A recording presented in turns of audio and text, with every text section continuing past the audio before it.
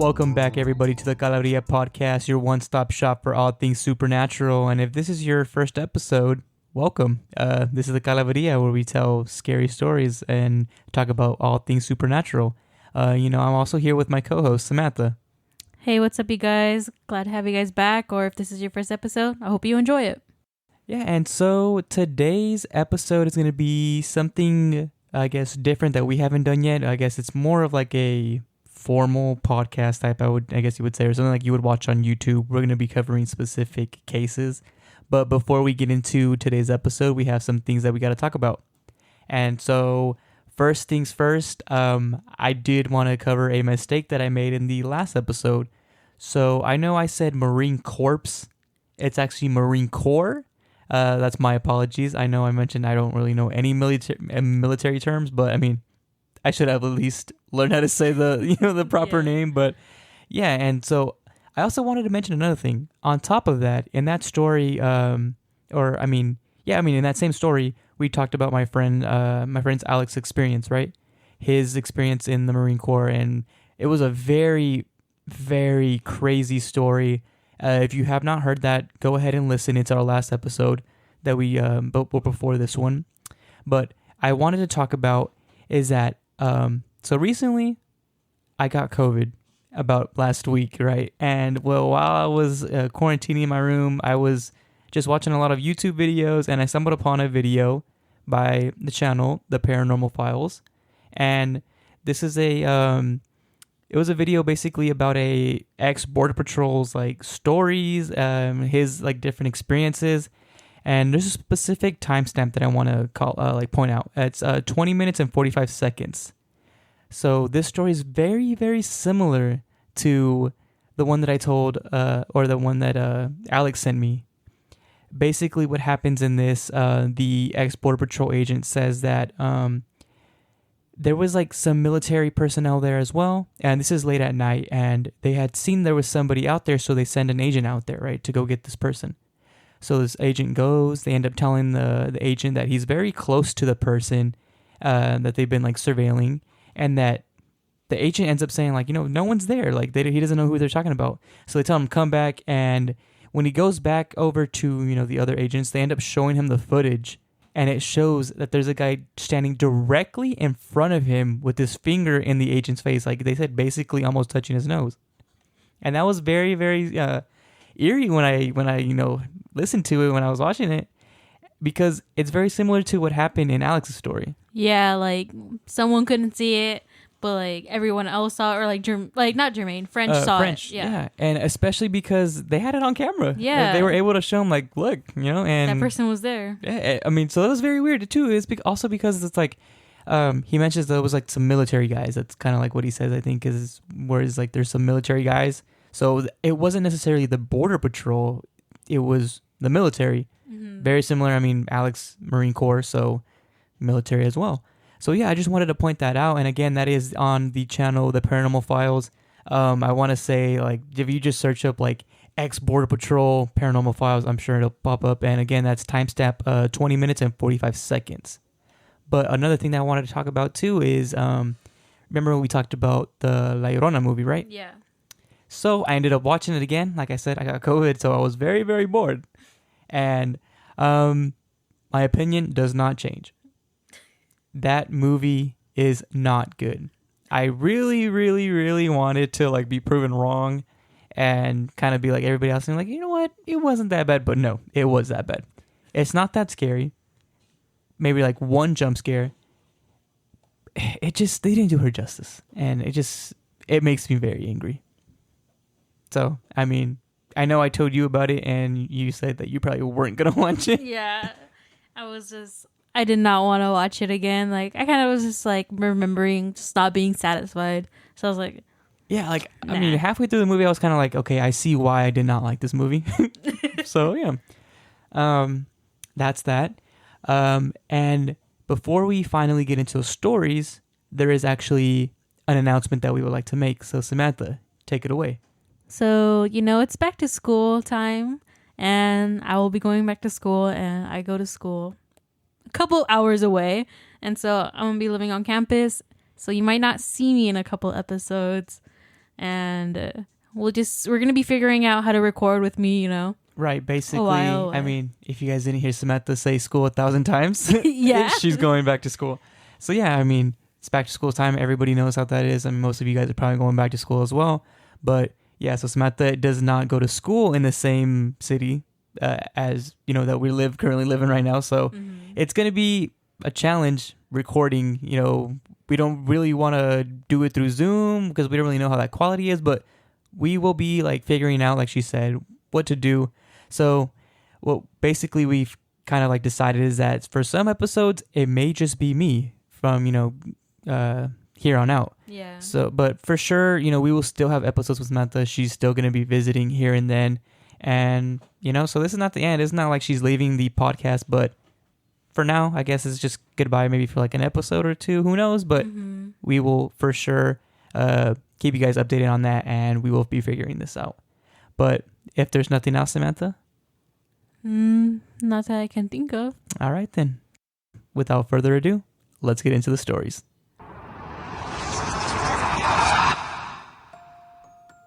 Okay, so in today's episode, we're going to be covering haunted dolls.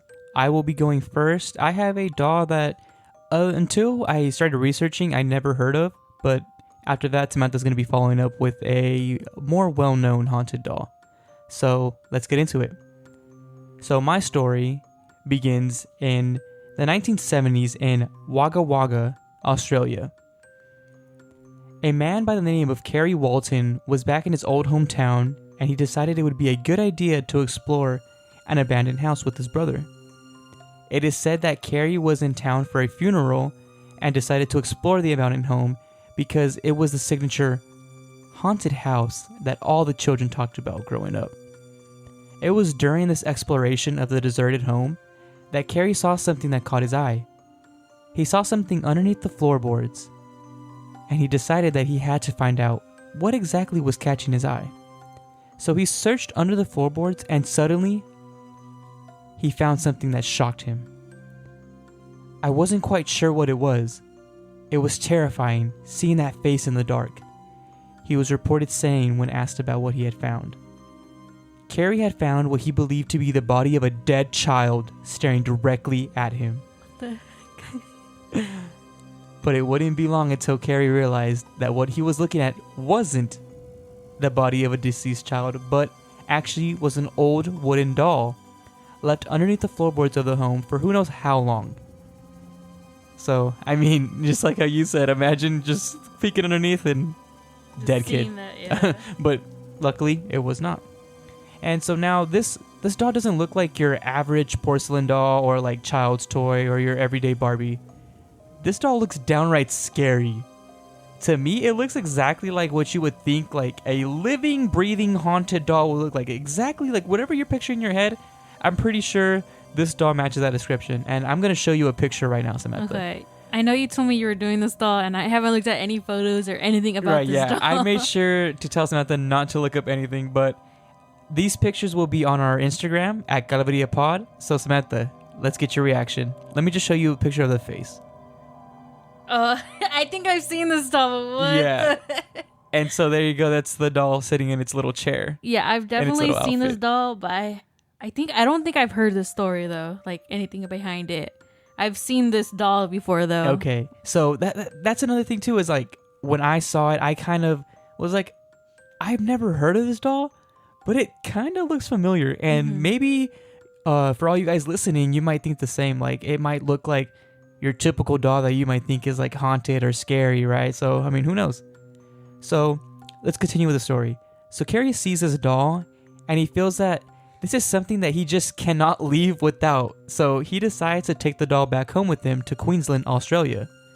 Right? Very bad idea. Bad idea. Very strange decision because I definitely would not have taken this.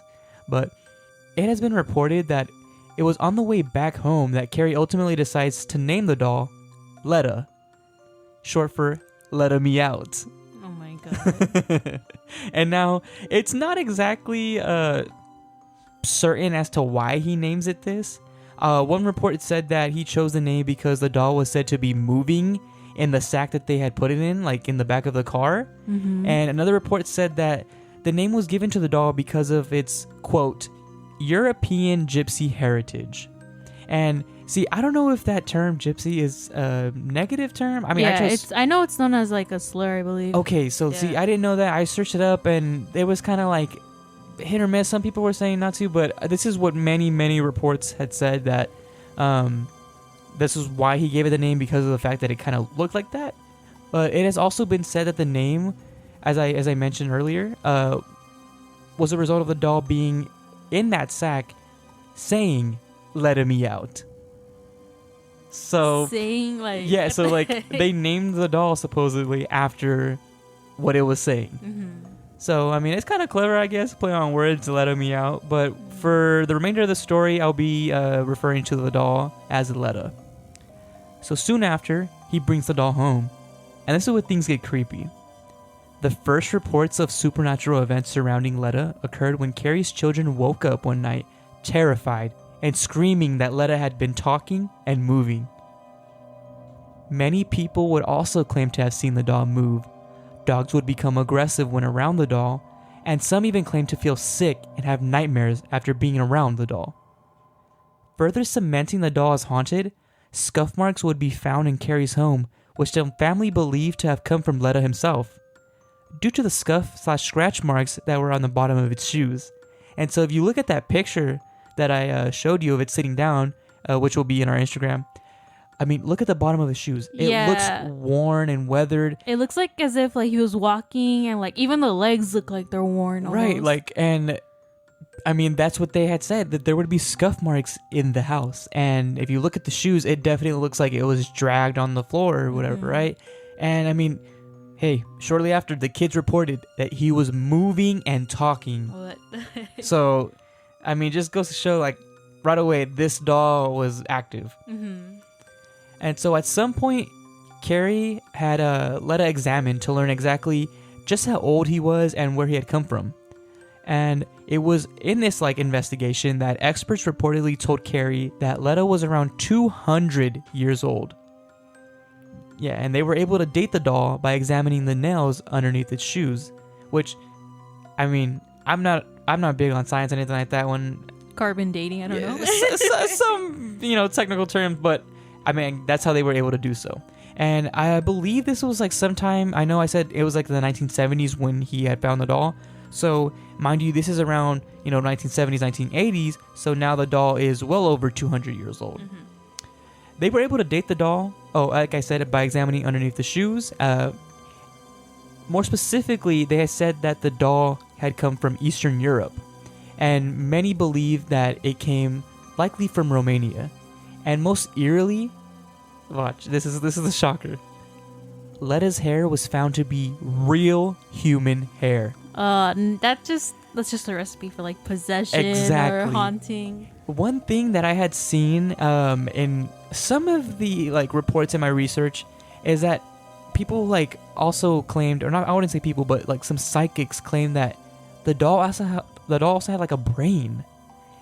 And there was some pictures that I seen. I couldn't confirm if it was actually the doll itself, but like they were like kind of lifted up like a flap of the doll's, like I guess you would say the doll's skull, where the head was, and it looked like what seemed to be some sort of like brain or like brain-like texture. So like some type of like living matter, or something like nothing living, but like something that resembled a brain, basically. Okay. And so the psychics were saying that this, just like you said, it kind of fueled it. This also most likely was fueling the doll, which, I mean, like I said, I wasn't able to confirm nor deny it. There was just some reports said it, others didn't, so who knows.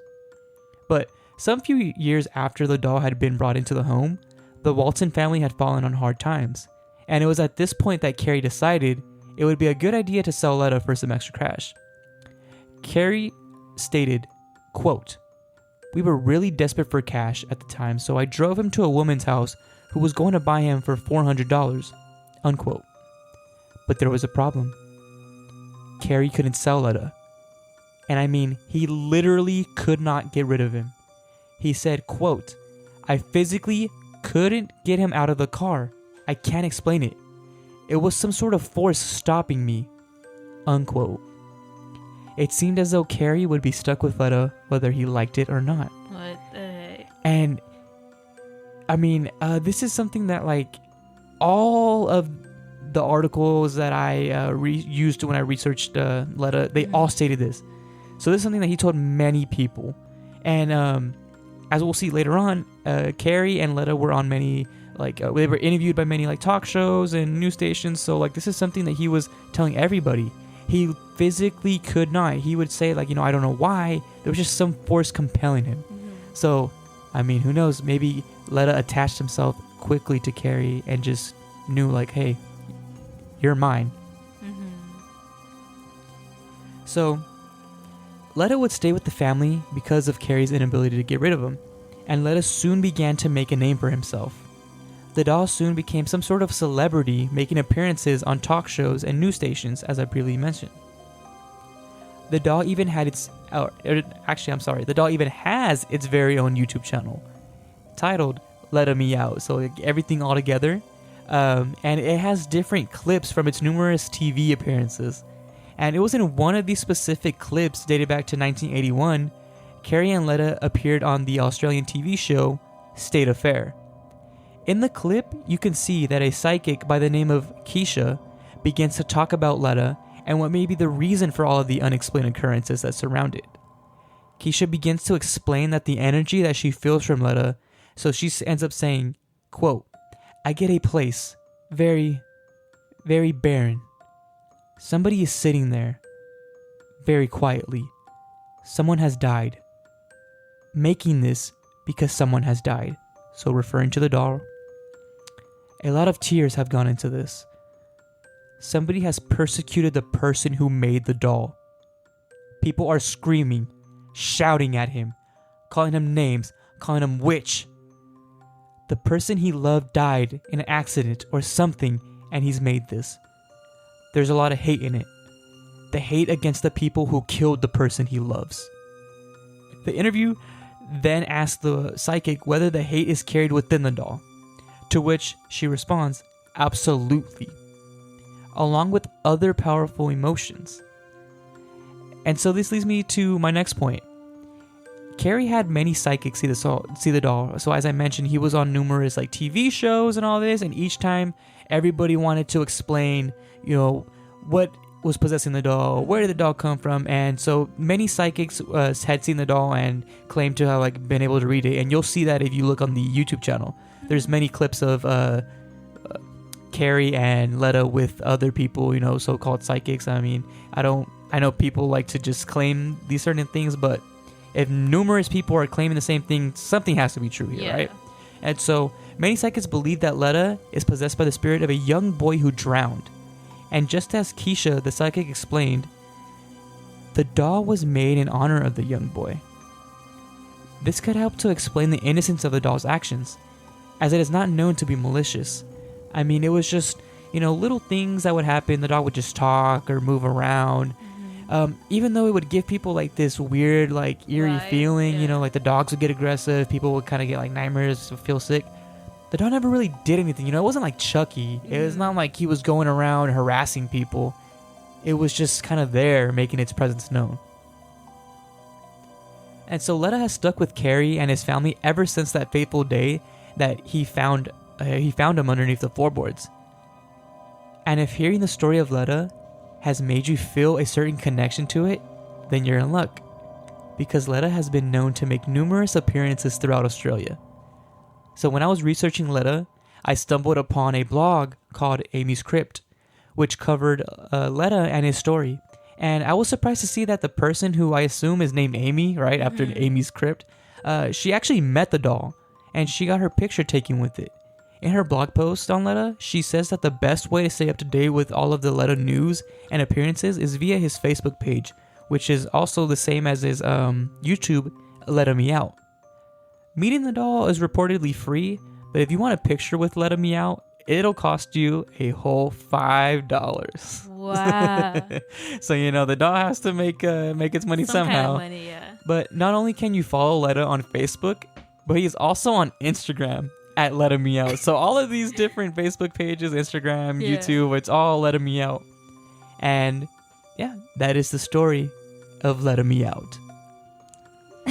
I feel like I've heard of kind of like the story behind like how he got him. And from like those YouTube videos we'd watch, like just top 10 scary dolls and haunted dolls, you know. And I've definitely seen the picture you showed me, and you could tell like on the bottom. I didn't know like at the bottom like you could see the scratches. I didn't pay any attention to that when you first showed it to me until you brought up the fact that they saw it running around.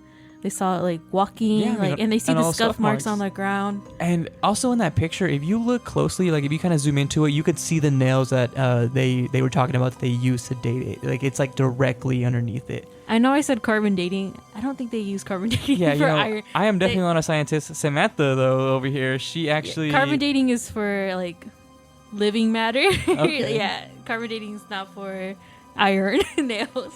Yeah, I mean, whatever it was, but they were able to, date it back to about 200 years old.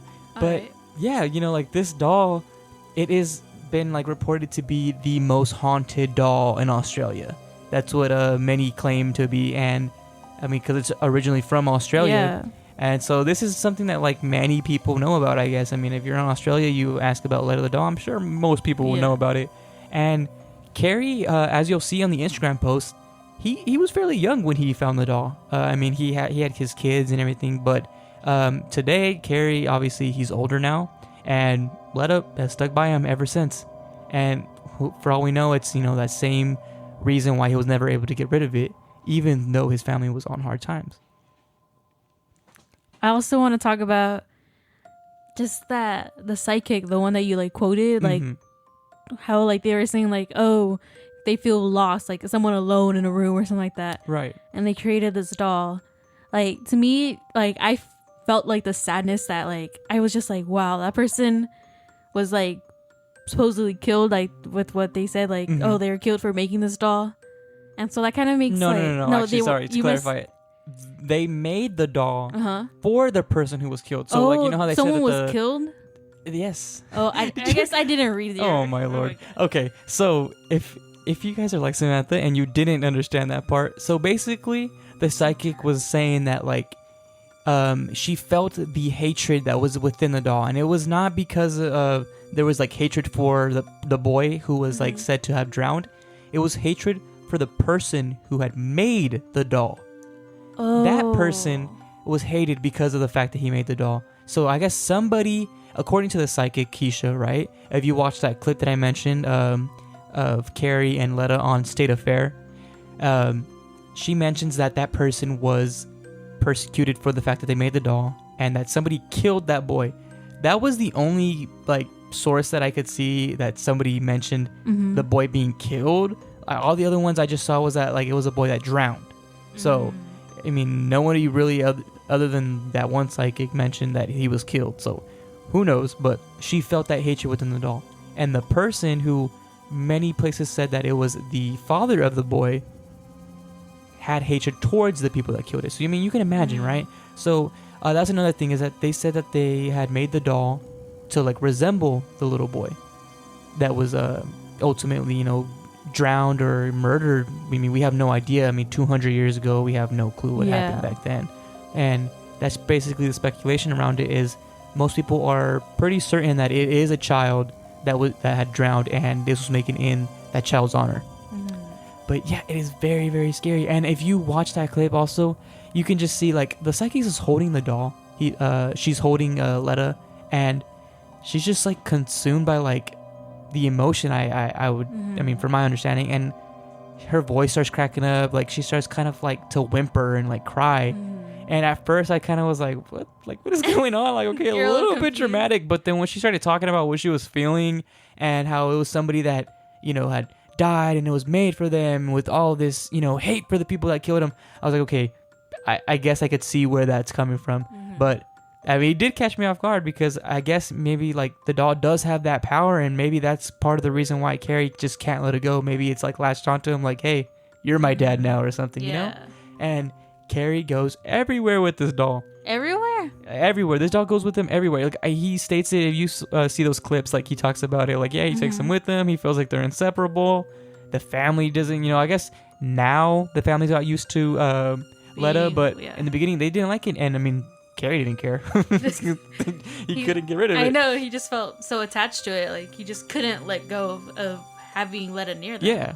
And I saw somebody, I don't know if this was Carrie who had said it or just somebody else who was talking about the doll, but they said basically that Letta makes Chucky look like a Sunday school person, a student, basically like that. And I thought that was pretty funny. I guess just like throwing shots at Chucky. Mm-hmm. But I will say it is nice to see that Letta isn't like a malicious doll like Annabelle or, like those that we hear about. Because it hasn't been known other than, a nightmare, feeling nauseous. That's not too bad. That's better than dying, I would say, Yeah. But for sure, it is a very creepy doll. Mm-hmm. Very, very creepy doll, especially with the fact that it has real hair. Yeah, that part, I was just, when you started talking about like the person that drowned, I was like, what if it was made with that person's hair or something? That's the thing. We do not know. We don't know. And that was another thing, is that people speculated about the house, and like it was a very old house that it was found in. They said this is like your typical like haunted house, and so for like that reason, they don't even know how old the house is. I don't think the house was like over 200 years old, just like the doll, but whoever was in that house obviously had the doll, and for some reason, they made sure to put it underneath the floorboards to like never be found. And there could be a reason, like I just said, but we will never know. And maybe it was at one point a malicious doll, but it just latched onto Carrie and was just like, you know what? Let me chill out. Yeah, like I want to chill. I like you. It was like that TikTok. He was like, I like you. You lie a lot. But yeah. And so to just end off the story behind Letta the doll, I just want to thank my sources. So it's Letta-Me-Out, one of the world's most haunted dolls, written on August 11th, 2019, from amyscrypt.com. World's Most Haunted Doll Lives in Warwick by an unknown author on October 11th, 2016, from the Courier Mail. Meet Letta-Me-Out, an extremely haunted 200-year-old doll from Wagga by Melissa Mason, written on December 15th, 2020, from The Pedestrian. Is this Australia's creepiest doll, terrifying 200-year-old gypsy called Letta-Me-Out that was discovered underneath a haunted house is linked to dozens of strange occurrences, by Fiona Connor, written on March 1st, 2018, from the Daily Mail Australia. Grotesque Doll, one of the world's most haunted objects, by Megan Harris, written on October 30th, 2017, from the Chronicle. And finally, Annabelle, real-life haunted dolls to disturb your dreams, by Aaron Sagers, written on October 16th, 2019, from denofgeek.com. And yeah, so that was it. So Samantha, let's hear yours. So we talked a lot about Chucky, I feel like, towards the end, or just throughout your story about Letta. And let's actually talk about the famous doll that inspired the movie Child's Play. Oh, okay. So if you've never heard of Robert the Doll, I'll tell you a quick little... You've seen Robert the Doll. Yeah. This is one of those dolls that I mentioned that, most people know about. This is one for sure that I remember seeing. I'll quickly just give a quick description. Robert the Doll is a very strange looking doll, not like the normal ones you kind of would think of. I feel like I don't know if you have a picture with you right now that you can I'll just show me real quick. I'll definitely show you again. But it's like a little doll in a sailor suit, basically. Okay, there you go. I was gonna say he doesn't look like, I don't know why I was gonna say he looks like a nurse kind of. No, he's in a sailor suit. To me, he kind of looks like a voodoo doll. Like he looks like a doll that you would keep pins in or something. To me, he almost looks like a dummy.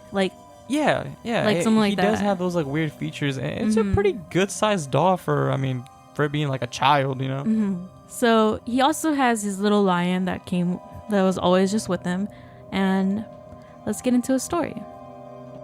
So Robert's story dates back to the early 1900s. So this doll is pretty old, it's known as one of the oldest and the most haunted doll in the world, kind of like something like they said about Letta as well. And so the story begins with the Otto family. They were a family of 3, and they had a servant that a lot of people wrote down that was mistreated and just poorly treated by their bosses, the parents of the family. And because of this, people believe that the servant gave Robert to their little child. His name is Robert Jean Otto. Okay, so I see. I think I know where this is going. And people believe that the servant cursed the doll, either with black magic, vengeful magic, just cursed it to get back to their boss, And this doll was described as a one-of-a-kind, just handmade doll. It definitely looks like it. It definitely does. It doesn't look like any doll that I've really seen before. Yeah, when we post a picture of it on our podcast, you're going to see just how strange this doll looks. It's not as strange as Letta, I feel like, but it's definitely strange in its own way. And I know I said podcast earlier. I meant Instagram. Sorry, y'all. And anyways, so let me get back to the origin story of Robert the doll. Gene fell in love with this doll instantly, and he named it after himself. He called it Robert. The doll and Gene became a lifetime of friendship. You're gonna see how long this doll was in Robert's life, literally till death. Okay. Mm-hmm. Wait, so you're saying Robert? So like his name's Robert, but he also goes by Eugene. So his name is like Robert, and then his middle name is like I've heard it's Eugene or Gene or just so Otto. It's just like interchangeable. Yeah. Okay. Most people say that. People say like his family called him Gene, basically. Okay. Yeah. And so they started their friendship. Like as soon as he got him, he instantly fell in love with him. Right. So I guess kind of playing into the what is it? Their servant's plan, right? Yeah. And this friendship would be unlike any other. It'd be filled with sinisterness. You see, because this doll was cursed, there was a lot of strange occurrences that would happen. Mm-hmm. One of these big occurrences that started off like everything that would happen to like the Otto family mainly, was that Otto would be sleeping in the middle of the night when randomly he'd wake up and he'd see that for some reason Robert the doll was at the foot of his bed when he hadn't placed them there. Okay. And Gene Otto would scream at the top of his lungs, and his parents would wake up. His mother would go rushing to his door, banging on it, and always just each time she would bang on it, it was always locked. And so that's why she couldn't enter. She would have to literally open it up with a wrench because the door was just locked for some reason. And until she was able to unlock it that way, literally taking off the doorknob. And why wouldn't the kid be able to open it? She doesn't know. The kid was just always just screaming behind the door. Did he never try to open the door? That's the thing. It doesn't say there's no oh, he was doing this or anything like that. It just says that she was always just trying to open up the door with a wrench and stuff like that.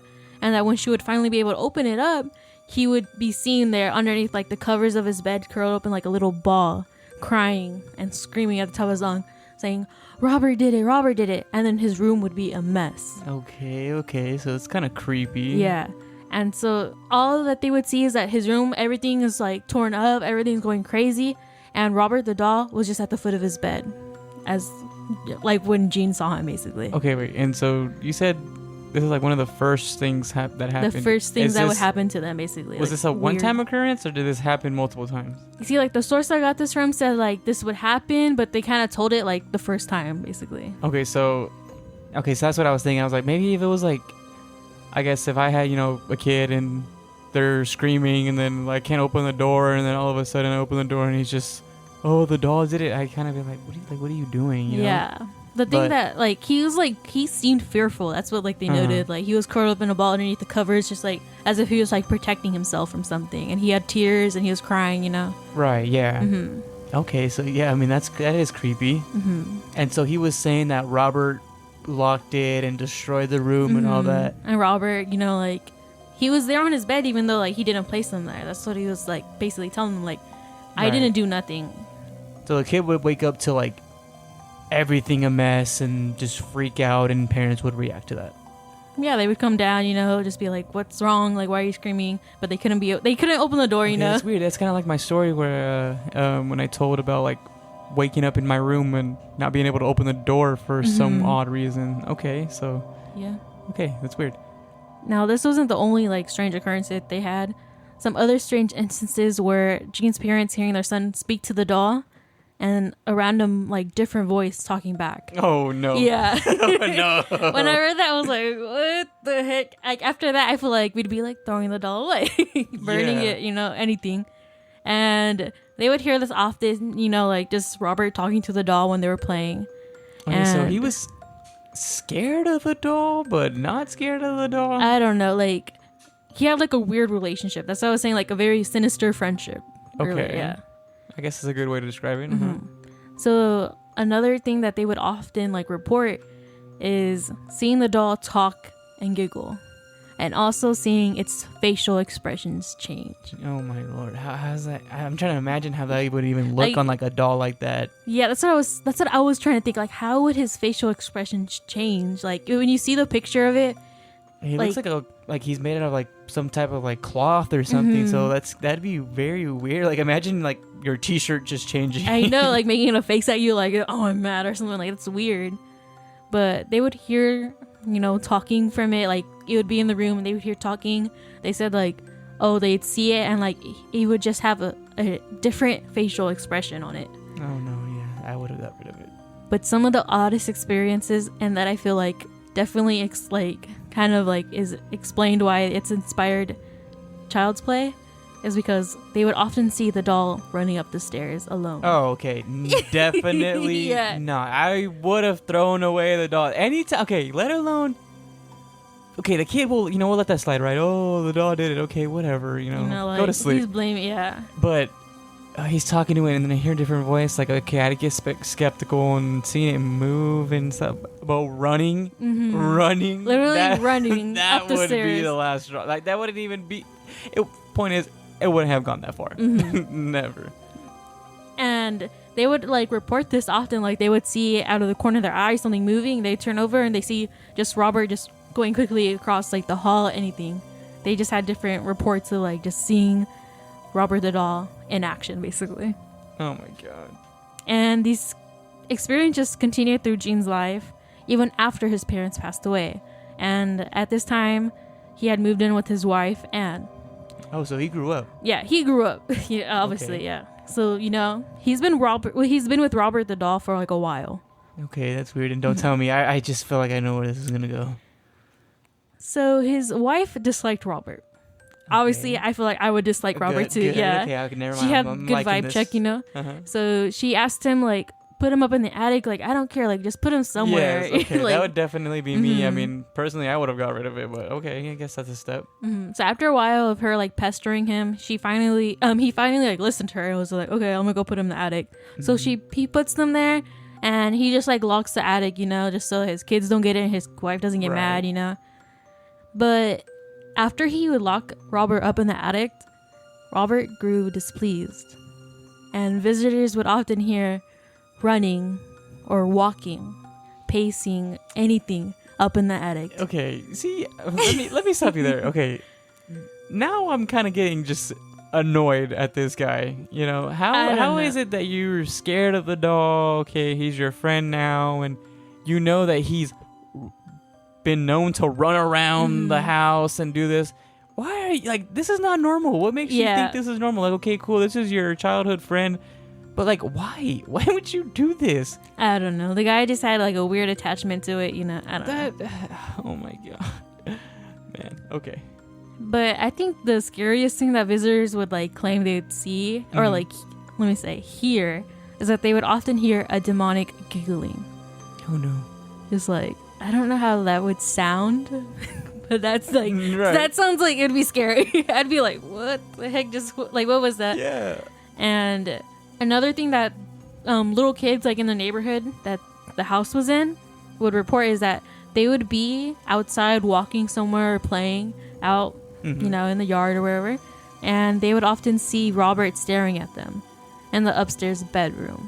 Oh no, that kind of reminds me of like what is it?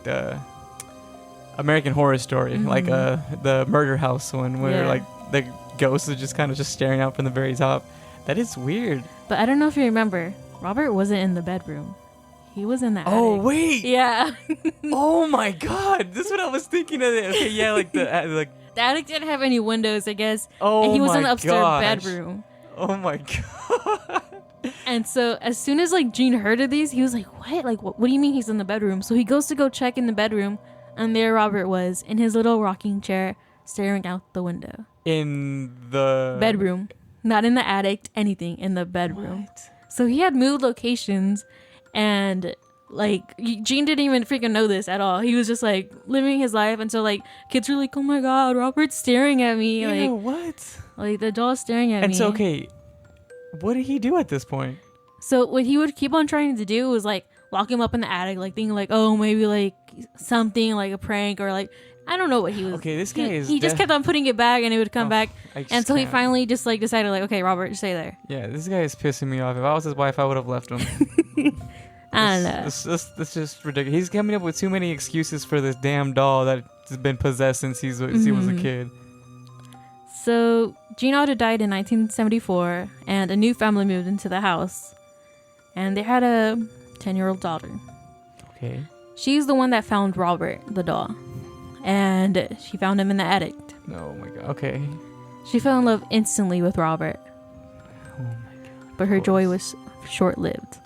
She began to tell her parents that Robert was alive and wanted to harm her. Oh my god. The little girl had similar instances like Jean with Robert. She would often wake her parent up with screaming and would tell them that Robert was moving all around her room, making a mess. But the parents be able to like open the door, or was the door slammed shut? The thing I was reading it from, and like other things were just saying like she just had similar experiences. Okay, so I'm like, guessing the same, possibly, like, when yeah. he was a child. Okay. Mm-hmm. And after these instances with Robert, that's when they found the family had some sense in them, unlike Gene, and gave him away. Okay, so they ended up believing their child. Okay, right. So it's like any parent should. Yeah. If your child is definitely scared of something you found in a house, I feel like you should get rid of it. Especially if you find like, oh my god, please don't, like, I don't know. This is why all these horror movies, you will never find a freaking Mexican or any Latino. They're like, oh, look at this doll, let's keep it. No, you don't have them like doing like, oh, the doll's been running around the house. Oh yeah, that's fine, that's normal. No, never. That will never happen. These we know that's normal. Not normal. If you find, let me just say this: if you move into a house and you know it's pretty old, whatever, I'm assuming he ends up dying in his house, obviously. And you find an old doll in the attic, please don't keep it. Yeah. That's probably not like something that should be yours, like. And if you have a little kid, buy them a new doll. Don't let them keep some when little you see Robert, old raggedy doll. I don't think you'd want your doll. I wouldn't want my daughter, my son, anyone to have that. That's a scary doll. And parents, please, PSA to parents, believe your children. Yes. So many of you guys just want to act like kids don't know anything. And I understand. I mean, sometimes kids are annoying.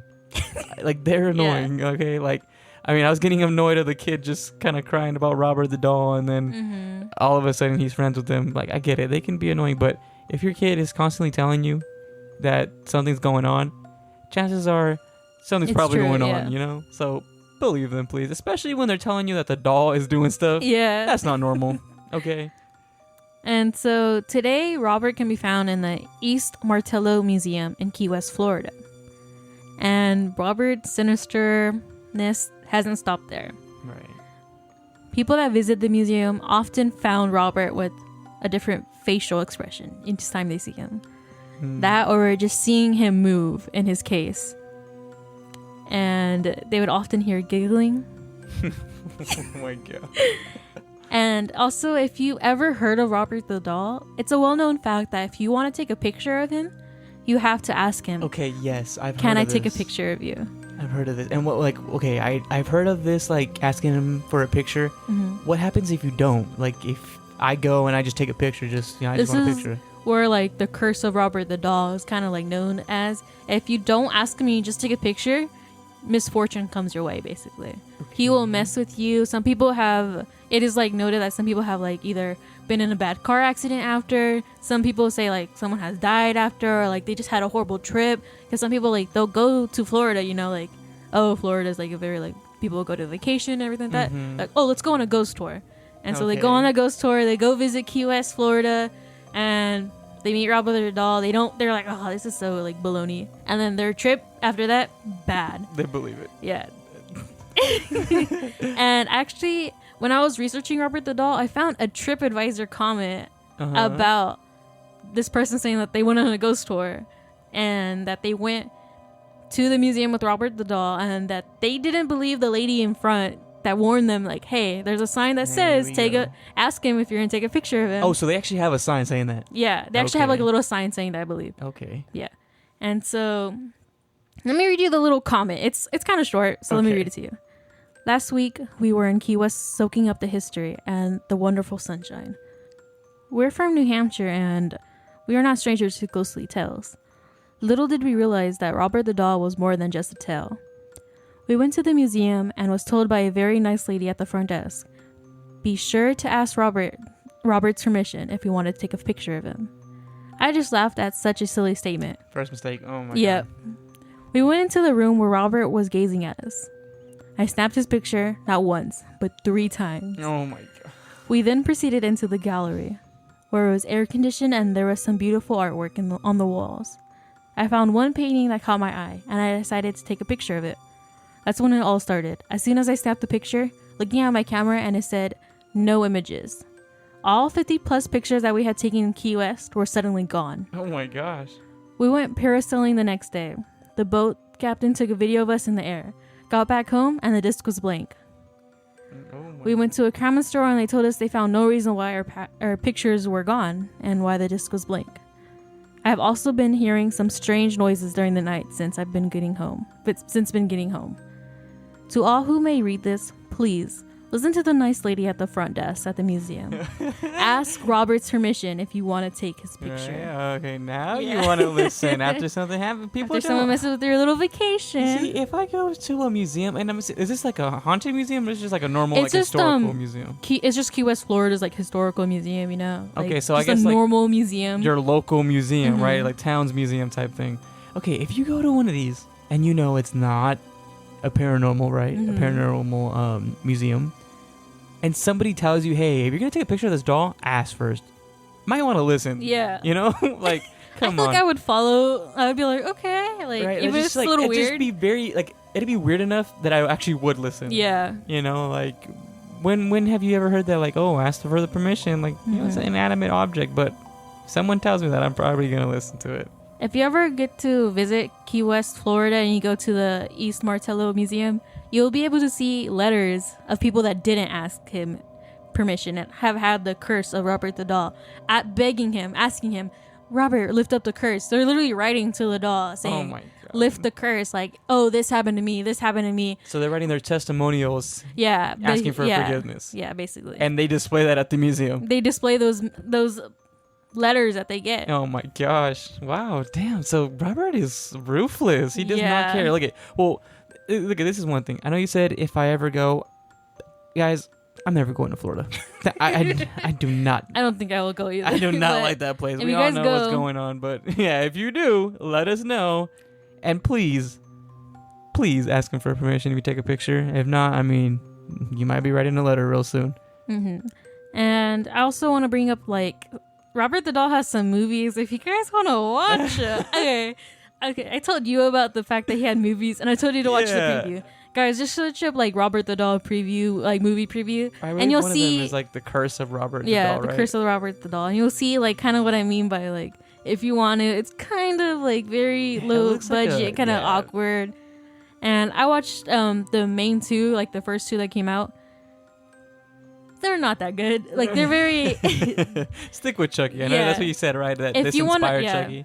Stick with Chucky. But if you want to watch something that was pretty interesting to watch, I would recommend Lore. It's also on Amazon. The other movies were on Amazon Prime. Sorry, I didn't say it before. But you can find them on Amazon Prime. Just search up Robert the Doll on Amazon Prime and you'll see them there. But another thing is that when you search them up, you'll see this thing called Lore pop up. And they have an episode about Robert. It's season 1, episode 6. And it also talks about like other haunted dolls or other like weird dolls, basically. Oh, that's cool. And so that honestly like was pretty cool. Like I really like that one. Like it's a little bit of like awkward like retelling, like acting, but I think it was still pretty. It was a lot better than the movie. Okay, yeah. At least. And did you said in Lore, was that like a reenactment of like the story you just told right now, or what is it? It's slightly different. It's like so they kind of like alter some things. I feel like either they alter some things or maybe they have like or it's like a different iteration. A different iteration of it. But I feel like most of the stuff that I like said is kind of like similar, basically. Right. Okay. And so, I mean, question for you then: I know we both said that we would not want to see Robert the doll. But would you ever, like, say you were to ever run like into possession somehow, right, of a haunted doll, and at first, obviously you don't know it's haunted, but if you end up having these little occurrences, let's not say like to the extent of like running around, talking, extent of like Letta and Robert, like I mean, let's just say, hey, like you see like the eyes move, would you keep it? No. I wouldn't keep it because I would be a little bit paranoid. Like, what if this goes like full blown or anything like that? I just wouldn't want something that I don't know. That's just like scary. No, that's definitely scary. Yeah, I would not. I mean, to answer that question myself too. Yeah, I would not. I mean, like if anybody that knows me knows that I am terrified of dolls. Like, I've had a very like intense fear of them since I was little, and oh my god, yeah, I cannot do it. They're terrible, and like thank God, like you never really had dolls growing up, so I mean I didn't have to worry about that. But I most had like stuffed animals. Yeah, like stuffed animals is fine, but oh no, these dolls, no, they're crazy. To finish this off, I would like to thank my sources. So I got this retelling or like this telling of Robert the doll from Ghost and Gravestone's website, and this is like a tour for like Key West, basically all like the historical ghost sightings places. They'll take you there, and their website was pretty cool. They have a lot of different like horror story like sections where they'll tell you like a recap of what they're going to show you basically, and that's kind of like where I got Robert's story. Okay.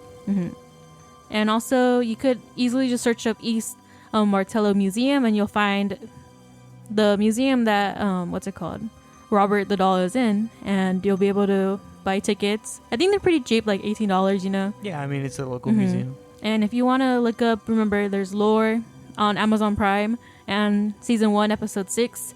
That episode, honestly, it's pretty good. If you like, it also talked about like I said, other haunted dolls. If you're interested in that, look it up. Yeah, and I know Lore is also a podcast, so I mean they may have episode of on like the doll. So I mean, if you want, you could probably search that up as well. But man, that was a great story. I mean, I knew I had always heard about Robert the doll. I guess I just didn't know as much about it, but now that I know, like, I don't think I ever knew that he inspired Chucky, and I definitely didn't know that he was known to be running around. Like, I didn't think that was a real thing. That like, you always hear about these haunted dolls moving, but it's always just like slightly moving to the right, maybe, like 2 centimeters, but not full on running around. And when you guys look at them, like, it's kind of the same as like Letta. Like, if any of these dolls were to be seen moving, I would imagine Letta would, not Robert, because he just kind of looks stiff. Yeah, he does look stiff, and you'll see Rob. Just look at Robert the doll. Just search him up. You'll see what we mean. Yeah, or I mean, on our Instagram, we're gonna post it on the episode post. You guys will see it. So yeah, I mean, well, that was our episode on haunted dolls, and we always like to round out these episodes with some little, I guess, outro just talk. Yeah, just about anything. I do just want to kind of like end off in a way on this story that wasn't submitted. It was submitted, I guess, by my friend. This is a shout out to my friend Steve. He told me this ghost story that comes from his dad. And so his dad is a truck driver, and his story begins like this. So there's a place that many truckers go called Eureka. And this is a city in California, so in Eureka, California. And he says, and on the way there, the highway is very curvy in the forest. And one of the truckers had killed a white lady. So he says a white lady. I don't know if she literally means like a Caucasian woman, or if it's just like the spirit is like, the lady in white, kind of like a La Llorona type figure. But he says this is like that they set up a memorial with her picture on it, and that usually when someone passes away, usually when someone passes away, you kind of do this thing, right? Where like you'll see stuff on the side of the highway with candles, crosses, and their pictures and stuff like that. So like they had this stuff set up for this woman. And so he goes on to say that my dad tells me that he didn't notice the memorial for a couple of years, but one day his dad and his trucker friends were on that highway, and they usually talk on their radios. and one of his friends is named Blue Demon, and he didn't respond. And so his dad and the rest of the truckers waited for him in the next town over. The reason why he didn't respond though was because he was in shock. Because while he was passing the memorial, the lady basically climbed onto his side where the steps are to get into his truck, and it's kind of elevated, right? Like these semi trucks, it's elevated to get inside, and like this woman is just on the side of it. What the heck? And so he was in shock, like he wasn't, like I would be like just staring at like what exactly. the heck So he didn't have time to just be like, oh yeah, like messing around with the guys or whatever, right? And so he says that when his friend Blue Demon gets to the next town, him and his friends go check up on him, and that he's visually shaking. Like, he is terrified. And they asked him, like, what's wrong? And that he just couldn't speak. He was just in, like, paralyzed almost? Yeah, he was just in such shock that he literally could not move, talk, anything. What the heck? And so he goes on to say that once he calmed down, he told them that the white lady, or the lady in white, got into his truck from the outside. And obviously, since, he was driving, obviously the woman would be outside, right? There's like no way if this was like an actual person, if they were to just like kind of jump on there, you can't just teleport inside. And his dad ends up telling him that this woman has appeared to many truckers asking for a ride. And that one time, one of his friends was like, oh yeah, a white girl asked me for a ride, but she was like, it's not your time yet. What? Right? What? And he just brushed it off since he thought it was just like someone asking for a ride, like someone trying to hitchhike. He says, but his dad goes on to say that he always zooms past it because of it, and he even prays when passing by because he does not want this woman to appear. And I mean, when my friend told me this, I was telling him like, that is crazy as hell. I would be terrified. And that his dad tells him like, like this is a known story in like the trucking community. Like, he says that like his other uncles are also truckers and they all know about it too. But he says that his dad has never seen it, and like, he's glad that he's never seen it, because if she's telling you like it's not your time, like this is probably like an omen type of spirit. Like if you give her a ride, or if she's asking you for a ride and she accepts it, something probably like your time is probably up. So I mean, this is kind of cool. It kind of ties to like La Llorona, where they say like if you hear her or whatever, it might mean your time is up. This is another lady in white. And I mean, this one's on a highway here in California, so that one's very interesting, and she seems to only appear to truckers. Isn't our Theo a trucker too? Yeah, that is true. I feel like we could ask him about that. So yeah, I mean, we might have to check in with our Theo, because he like Samantha said, he is a trucker, so he probably knows about this story. So like, again, this was in Eureka, California, and my friend was trying to like tell me basically kind of like find articles to show of like this woman that like died on the highway, but he wasn't able to find one that was specifically pinpointed exactly where. He did find one that was similar, but I mean, like I said, we couldn't really confirm it, so there's that. But I mean, according to all these truckers, there is a woman that appears, and it's always near her memorial. If you're ever going to Eureka, California, or passing by, if you see a memorial, I mean, be careful. I guess that's all we can say. Okay, and then I wanted to share one more thing with you before we got out of here. So, let me ask you a question. So we know, everyone knows what a cemetery is, right? Obviously. Yeah. Okay, and so, I mean, where we live, we have like, kind of like a cemetery, but it's not like the ones that you would see in movies, I guess you could say, that are like, I mean, the local cemetery, like you can go walk through, like if it was like a park or something like that. It's the one we have, it's ran by like company called Green Lawn, so it's not one of those like, I guess you would say, traditional ones that are in the movies or people think about like during Halloween time. So think about those traditional ones, right, where you can literally just go and walk through, and it seems like a park where everybody has these encounters.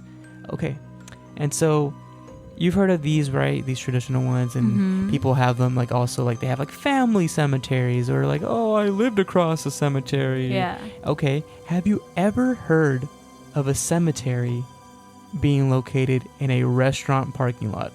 No. What the? Okay, neither did I. I didn't even think that would be a thing, but I guess in Michigan, that is definitely the case. And there is a TikTok video that shows it. and we'll have that linked, or not linked, but that'll be posted in our Instagram post.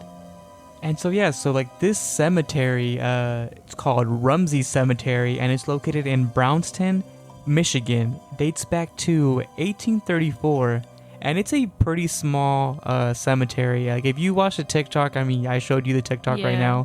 It is pretty small. I mean, like, I mean, the parking lot is clearly bigger than it. Yeah. And I mean, it's a pretty old one, right? I said dates back to 1834. It actually has 3 Civil War veterans buried there. And I think they mentioned that one of the Civil War veterans had passed away literally 2 days before the end of the Civil War. And if you want to go ahead and check out that TikTok for yourself, as well as other paranormal TikToks, the account is Detroit Paradox, and I'm assuming that he posts things about Detroit, Michigan. So yeah, I mean, I had never heard of a cemetery being in a parking lot. Me either. And I think he says that it's just because of the fact that like it just has not been maintained. I mean, he goes in depth into the video. So I mean, we'll have that posted again. And yeah, I mean, it's interesting. Like imagine being buried somewhere and then eventually, you know, you're in the parking lot of a McDonald's or something. Oh my god. Yeah. And well, I mean, that's pretty much our episode. Before we get out of here, I just want to, I guess, just recap our announcement from the beginning. Samantha will be going back to school, so this is probably going to be the last episode, probably for maybe about a month, you know, that she's going to be here. But I mean, we'll get back on that. And I do just want to say before we go, we did talk about Alex's story and that part 2. So I just want to inform everybody that we did finally get that part 2 for the story. I just want to say this story is a crazy, crazy intense story. I shared it with Samantha already, so we're in the works of that. It is crazy enough that this deserves its own episode, and we will be sure to share that with you guys and put that out there. So, I mean, be on the lookout for that story, that part 2. And, I mean, that's pretty much all I have. Samantha, anything from you? Just follow us at our socials. You know, we're on Instagram, TikTok, and Twitter. That's at calaveriapod. If you have any stories you would like to submit, go ahead and submit them at calaveriapod@gmail.com. And if you want to support the show, just leave us a rating and review on any of the podcasting apps you listen to us on.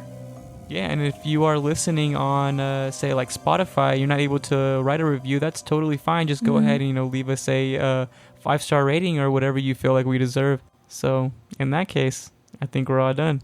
Peace. Bye.